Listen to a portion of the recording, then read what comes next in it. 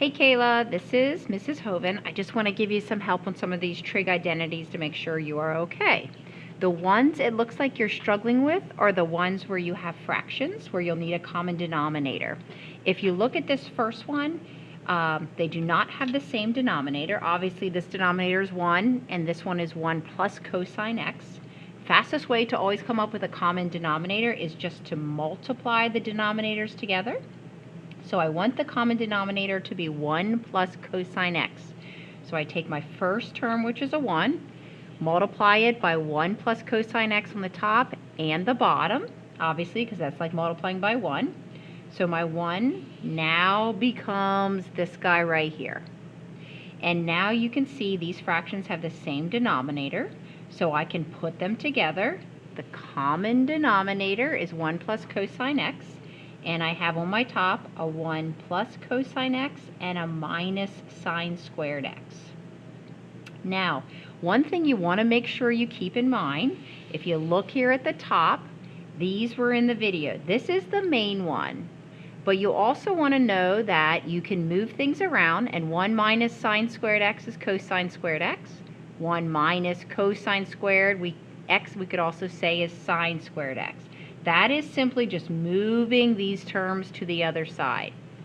So if I go back to where we were, 1 minus sine squared x, like this guy and this guy, if I combine those, they actually equal cosine squared x. Then if I look at these two terms, I can take out a cosine, factor it out, and I'm left with a cosine x plus 1, which you will then see crosses out, and I'm left with cosine x. I hope this helps.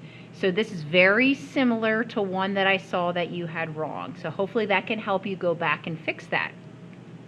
Let me show you two more that I want to make sure that you are okay on. Let's look at this one.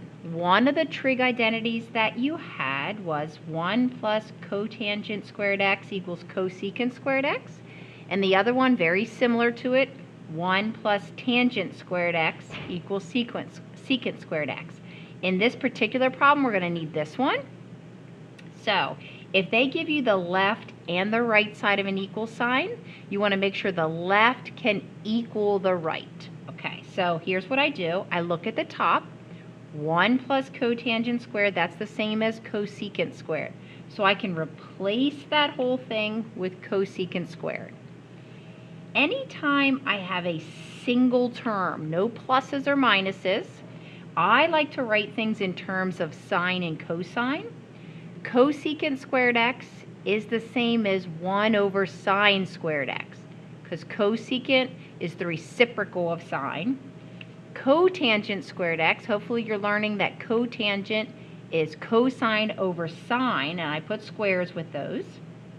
If I am dividing fractions, this is the numerator. I multiply it by the reciprocal of the denominator. You'll see that these sine squareds fall out, and I'm left with 1 over cosine squared. So that's basically saying the reciprocal of cosine squared, which we know is secant squared, which was my goal all along in that particular problem. So if you have one like that, take the left and you do everything you can to make it equal the right. Okay, let me show you another one like that, where you have to prove that the left side equals the right side. I generally just pick a side. I am going to take my left side, and I'm noticing my left side has sine squared, but my right side has cosine squared. And I remember that sine squared x is the same as 1 minus cosine squared x from my original identity, which was sine squared x plus cosine squared x equals 1. So I just took this and brought it over. So I'm going to replace sine squared x with 1 minus cosine squared x, and then I distributed my negative 3, and when I do, I get negative 3 plus 3 cosine x, cosine squared x. I put these two together to get negative 2, and I look and I see that is the same thing. They just have it written backwards, but because I am just combining like terms there, Negative 2 plus 3 cosine squared x is the same as that. So that would be good proof on that one. Let me do another one that I thought was tricky. This one right here. This is very similar to another one that you have. We are adding fractions, so you need a common denominator.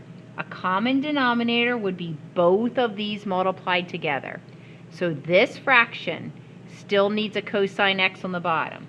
So you will see I wrote the fraction, and I multiplied the top and the bottom by cosine x. This fraction here is missing the 1 plus sine x, so I made sure that I multiplied that by the top and the bottom. When I do that, cosine x times cosine x, we have cosine squared x. These two right here, when I multiply out, your teacher may have said FOIL. If I multiply these out, I'm going to get 1 plus 2 sine x's plus sine squared x. I know it might sound odd for me to say combining like terms, but sometimes that helps students remember. I can combine the sine squared x. They're not technically like terms, but I can combine the sine squared x and the cosine squared x together, meaning I can add those together because I know what they equal. They equal 1 up here from our Pythagorean trig identity. So these two added together give me 1, but I also have another 1 here, so you'll see I wrote 2. I have 2 plus 2 sine x's. I can factor out a 2. You'll see I have that up there. And then I notice that my 1 plus sine x's can fall out, or cancel out. So I'm left with a 2 on the top and a cosine x on the bottom. When cosine is on the bottom, let me put a times 1 here so you can see it. You can see that we have the reciprocal of cosine, which we know is secant. So we have 2 secant x.